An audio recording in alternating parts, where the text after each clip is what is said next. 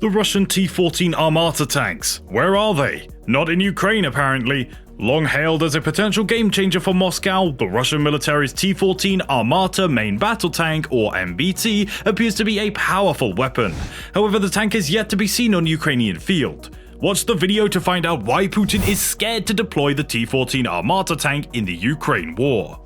Welcome back to War News Today. Before we begin, please subscribe to the channel if you haven't already, and do give the video a big thumbs up if you enjoy it. Turn on the bell icon to receive notifications about upcoming videos, and with that said, let's start our video.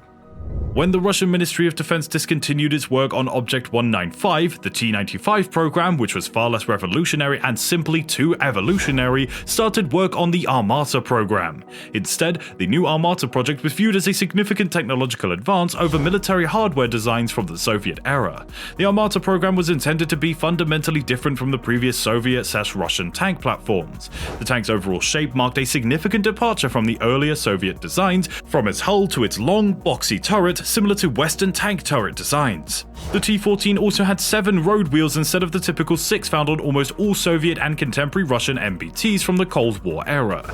Its unmanned turret featured a remotely controlled 125mm 2A821M smoothbore main gun with fully automated loading, one of its other innovative features. While the main gun could also fire laser-guided missiles, the turret's magazine could only hold 45 rounds of ammunition. Additionally, the 2A82 125mm gun was intended to be upgraded to the 2A83 152mm gun, and the T-14 has also equipped it with the Cord 12.7mm machine gun or a PKTM 7.62mm machine gun as a secondary weapon.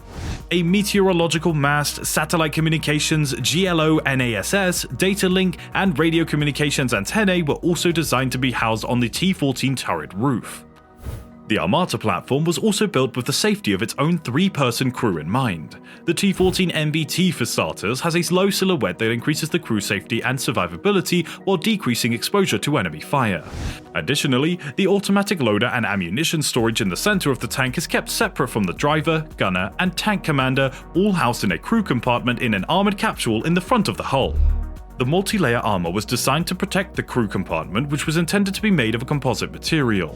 According to analyst reports, this armor can withstand a direct hit from nearly any current round, including sub-caliber and cumulative rounds. An active defense system covering the forward portion of the tank was developed as well.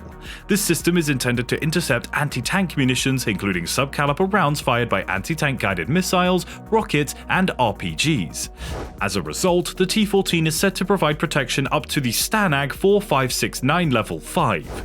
Reactive armor was designed for the tank's front, whilst bar armor, which offers additional defense against anti-tank weapons like RPG, was installed in the back.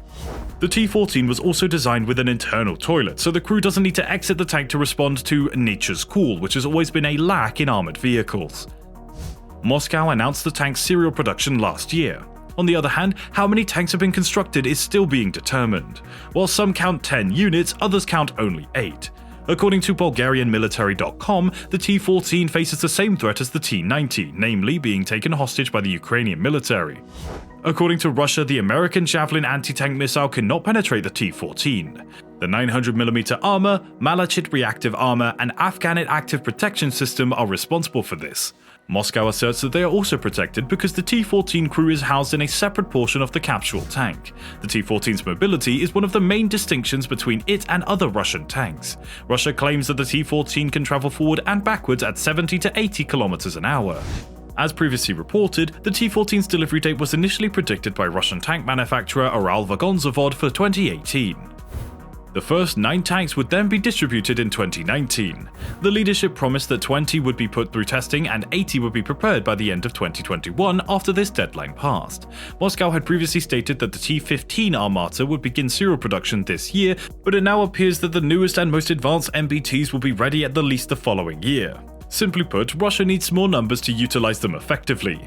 The few T-14s, which are faster and more powerful than the older tanks currently in Ukraine, need little deployment. The T-14s would only be in danger if the most cutting-edge weapons were used alongside the rest of their outdated tanks. Russia, on the other hand, cannot afford to lose any. Moscow might not have anticipated much opposition in Ukraine, so it didn't have much incentive to risk its new shiny toys in the special military operation. According to reports, Russia developed the Armata tank to outgun NATO tanks by prioritizing quality over quantity. The T-14 Armata tank's production has been on hold for a while, and the Russian military has scaled back the number of tanks that some units need. Moscow initially wanted to purchase 2,300 Armatas by 2025 for $4 million each. By 2020, however, the Russian army had decided to update its current tanks rather than buy more, and the total had been reduced to 132. The tank's international sale by Russia has been in full swing. Guys, please subscribe to the channel if you still need to, and do give this video a big thumbs up if you enjoy it. Turn on the bell icon to receive notifications about upcoming videos. Share this video if you find it helpful, and we'll get back onto the video. Vladimir Putin, the president of the Russian Federation, may think that's for the best because each T-14 reportedly costs more than $3.7 million, or about 20 times the cost of a Javelin anti-tank rocket, which costs about $175,000. The Ukrainians have used the Javelin and British-made NLAWs with great success. The financial loss to Russia, which is already suffering from the crippling sanctions, may outweigh the actual physical harm to Ukraine. Simply put, Russia could not afford to lose this conflict, but even if it succeeds in achieving its objectives, it may still be a Pyrrhic success. In light of this, deploying the T-14 isn't worth the financial risk, and it most definitely wouldn't be worth the reputational risk for the largely unproven tank. Western media jumped on the story to report it when one was allegedly destroyed in Syria. The T-14, a mysterious and potentially potent weapon that the West should be afraid of, is not currently in use. Even one or two destroyed by the Ukrainians would make for a memorable photo opportunity. Perhaps all the Kremlin is doing is making sure that doesn't happen. The Ministry of Defense decided there was no need to rush large batches of the vehicle in light of the VPK Defense magazine's assertion that the Armata was prohibitively expensive. As a result, the Ministry of Defense chose to focus on the T-72, T-80 and T-90 tanks, which had a great role in Soviet-era modernization. The car initially sparked a lot of interest due to its futuristic appearance. Given this situation, Russia might be reluctant to send the T-14 into combat with Ukraine, given that nation's increased ground offensive after retaking Kherson. According to a source, on October 8th, the newest T-14 Armata tank from Russia was seen in Lugansk. According to the source, the tank was close to the Midginskaya village. The source included a picture of the T-14 with his report. There is no way to establish that the image was actually taken in Lugansk, not a Russian training facility. In fact, the possibility that Russia sent T-14s to Ukraine shouldn't surprise us. In recent years, Russia has frequently sent new weaponry to be tested in actual combat situations. It used to be in Syria until a few months ago, but Moscow has switched its weapons for testing to Ukraine since the start of the conflict there.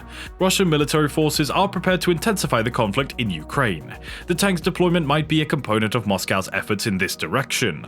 Over the previous 4 weeks, the most recent T-90 deliveries to the Western military district support this assertion. The third sign of Russia's efforts to escalate the military situation is the mobilization, which was announced on September 21st. The T-14 can serve as a command tank for the other Russian tanks in Ukraine. In actuality, this is one of the tank's most valuable features. According to the source, there are currently no other T-14 units deployed to the battlefield. The T-14 is the only one there. We anticipate confirmation that the T-14's presence to Ukraine will come shortly. Even if it's just one piece, we can then assess his performance and fighting skills in this manner, considering that the Russians insist it's the best tank in the world and a league of its own.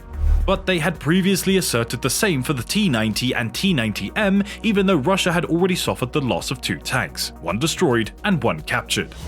And that is all for today. Express your valuable thoughts in the comment section below. If you like this video, then please give us a thumbs up and remember to subscribe to our channel and hit the bell icon to receive notifications. Also refer to other videos from our channel, but until then, goodbye.